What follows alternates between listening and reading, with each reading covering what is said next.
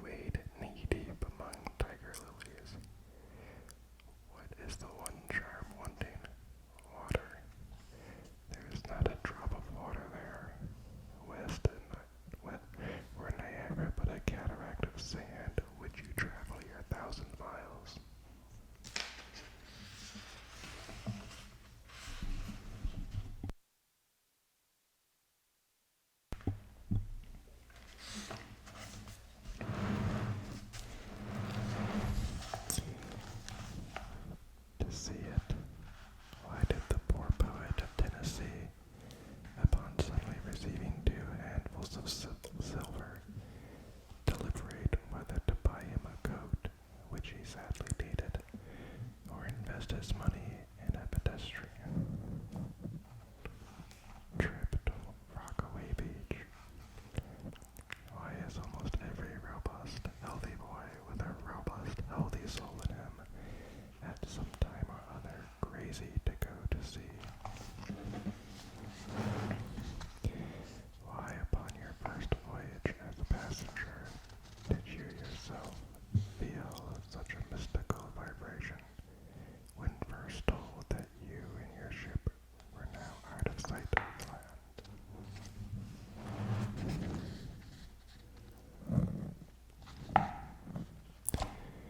Why did the old Persians hold the sea holy? Why did the Greeks give it a separate deity and own brother of Jove? Surely all this is not without meaning. And still deeper, the meaning of that story of Narcissus, who because he could not grasp the tormenting, mild image he saw on the fountain, plunged into it and was drowned. But that same image we ourselves see in all rivers and oceans. It is the image of the graspable phantom of life, and this is the key to it all.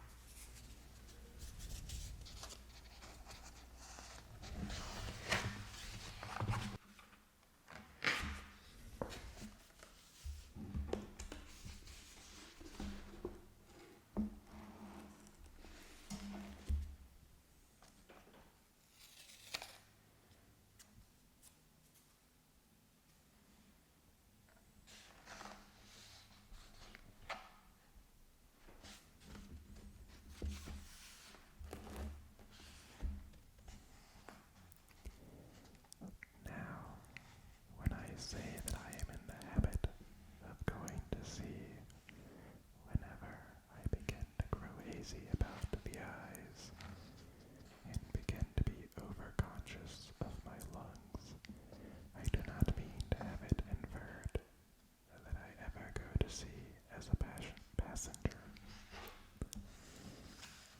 For to go as a passenger, you must needs have a purse, and a purse is but a rag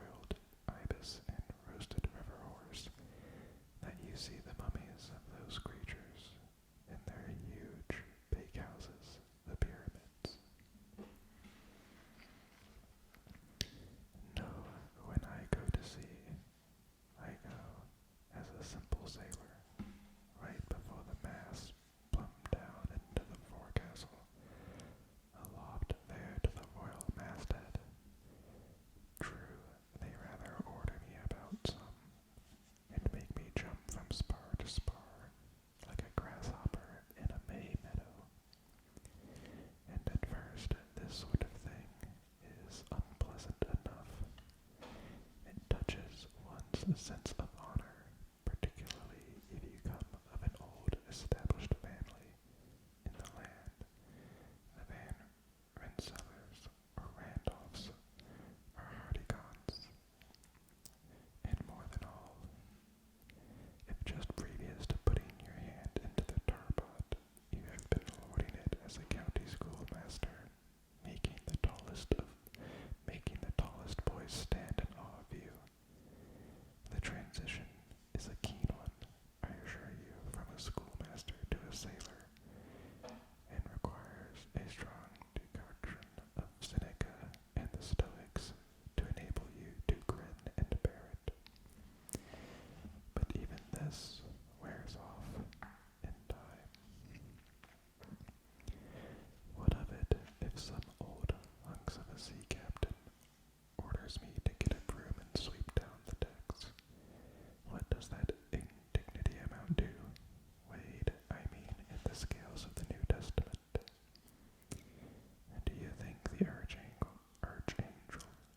Gabriel thinks anything the less of me because I promptly and respectfully obey that old hunks in that particular instance? Who ain't a slave? Tell me that. Well then, however the old sea captains may order me about, however they may thump and punch me about, I have the satisfaction of knowing that it is all right, that everybody else is one way or other served in much the same way, either in a physical or metaphysical point of view, that is, and so the universal thump is passed around, and all hands should rub each other's shoulder blades and be content. Again, I always go to sea as a sailor, because they make a point of paying me for my trouble, whereas they never pay passengers a single penny that I ever heard of. On the contrary, passengers themselves must pay, and there is all the difference in the world between paying and being paid. The act of paying is perhaps the most uncomfortable infliction that the two orchid thieves entailed upon us. But being paid, what will compare with it? The urbane activity with which a man receives money is really marvelous, considering that we so earnestly believe money to be the root of all earthly ills, and that on no account can a moneyed man enter heaven. Ah, how cheerfully we consign ourselves to perdition. Finally, I always go to sea as a sailor because of the wholesome exercise and pure air of the forecastle deck. For as is this world, headwinds are far more prevalent than winds from astern. That is, if you never violate the Pythagorean maxim. So for the most part, the Commodore on the quarterdeck gets his atmosphere second-hand from the sailors on the forecastle. He thinks he breathes it first, but not so. In much the same way do the commonalty lead their leaders in many other things at the same time that the leaders little suspected. But wherefore it was that after having repeatedly smelt the sea as a merchant sailor, I should now take it into my head to go on a whaling voyage. This the invisible police officer of the Fates, who has the constant surveillance of me and secretly dogs me and influences me in some unaccountable way. He can better answer than anyone else, and doubtless my going on this whaling voyage formed part of the grand program of Providence that was drawn up a long time ago. It came in as a sort of brief interlude and solo between more extensive performances. I take it that this part of the bill must have run something like this. A grand contested election